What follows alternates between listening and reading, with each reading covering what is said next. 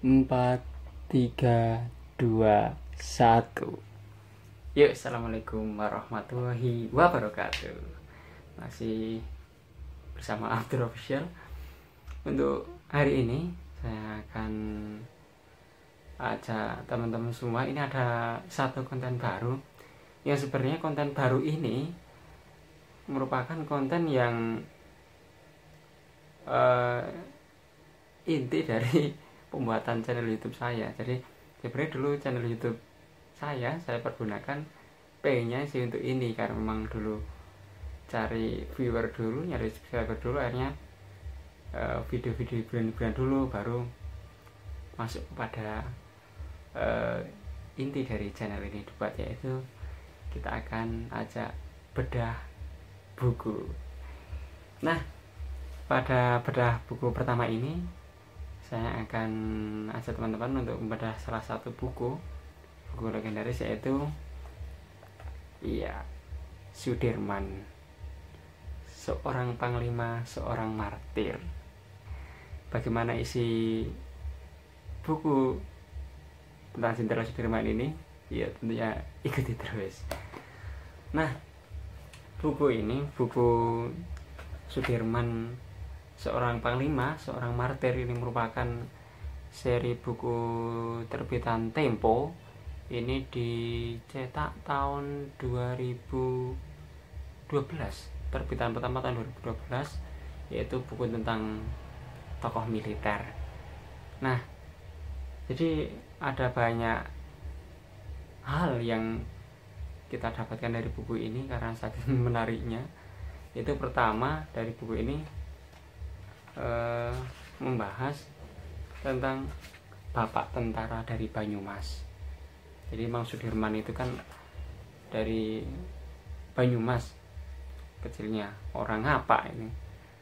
Kabupaten Banyumas. Kalau yang paling terkenal bukan Banyumasnya sebenarnya, malah Purwokerto itu. Nah, jadi memang Sudirman lahir dan besar di KSD Banyumas itu. Lalu dari kecil Sudirman itu belajar di salah satu kepanduan milik Muhammadiyah, yaitu Kepanduan Hizbul Wathon.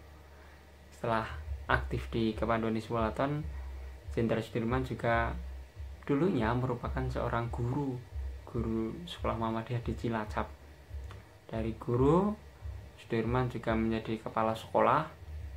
Setelah itu, pada waktu kependudukan Jepang di Indonesia, baru Jenderal Sudirman bergabung dengan tentara bentukan Jepang, yaitu PETA, Pembela Tanah Air. Nah, ada hal yang menarik yang memang kita dapatkan dari buku ini itu. Di sini banyak terdapat dokumen-dokumen atau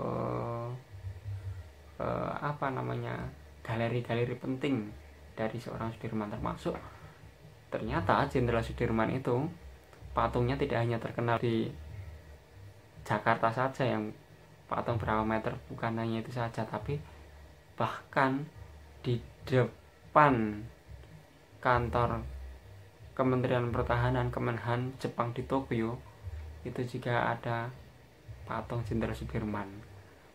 Kurang hebat bagaimana coba orang satu ini kan. Nah, jadi dulu ceritanya adalah Sudirman merupakan mantan guru sekolah Muhammadiyah di mana itu, di Cilacap tuh. Lalu Sudirman setelah bergabung dengan PETA, diangkat menjadi komandan divisi Purwokerto. Dari komandan divisi Purwokerto itu tidak hanya berserang lama, sebentar banget, Sudirman terpilih menjadi Panglima Besar Tentara Keamanan Rakyat atau TKR. Kalau mungkin sekarang TNI lah gitu. Nah, jejak Sudirman yang kita kenal atau kita ketahui sampai sekarang adalah yang paling fenomenal adalah gerilya gitu loh. Mesti kalau kita mau ngomong masalah Sudirman, mesti kita ngomong masalah gerilya itu. Bagaimana tidak loh, Sudirman bersama dengan pasukannya melakukan gerilya dari Yogyakarta sampai Kediri, sampai pada Gunung Wilis gitu. Itu dilakukan pada tanggal 19 Desember tahun 1945 kalau tidak salah. Artinya pada saat Belanda menyerang ibu kota, pada saat itu ibu kota Indonesia di Jogja, Sudirman memutuskan untuk gerilya luar biasa. Dan selama gerilya seperti itu, tentara Belanda juga tidak mampu menangkap, walaupun ada satu pasukan yang sempat berkhianat juga mengatakan ini loh Sudirman itu. Ketika tentara Belanda datang, tidak percaya, mana ada, kamu pembohong. Karena ya sebenarnya secara penampilan Sudirman itu bukan seperti jenderal gitu. Dia orangnya kurus, sakit-sakitan, terus jubahnya kedodoran. Tapi seorang jenderal bukan hanya tentang fisik dari luar, tapi mentalitas gitu. Itulah yang barangkali menjadi keistimewaan Sudirman. Bahkan Sudirman itu kan tidak pernah meninggalkan wudhunya kan. Dia selalu membawa kendi di bawah mana-mana, setiap dia batal wudhu lagi dan sebagainya. Menjaga wudhunya yang luar biasa itu. Ya mungkin juga penting bagi kader-kader Hizbul Wathan, yang mana Bapak Hizbul Wathan kan Sudirman itu. Karena ini menjadi poin penting bagi kita selaku kader untuk mengambil nilai-nilai positif dari seorang Jenderal Sudirman, kan gitu.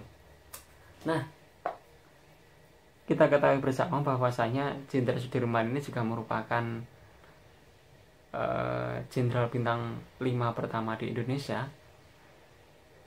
Setelah kalau yang baru-baru ini kan ada 2 lagi, Soeharto sama Nasution. Tapi memang yang sangat melegendaris adalah Sudirman gitu. Karena ya inilah bentuk keluar biasaan Sudirman.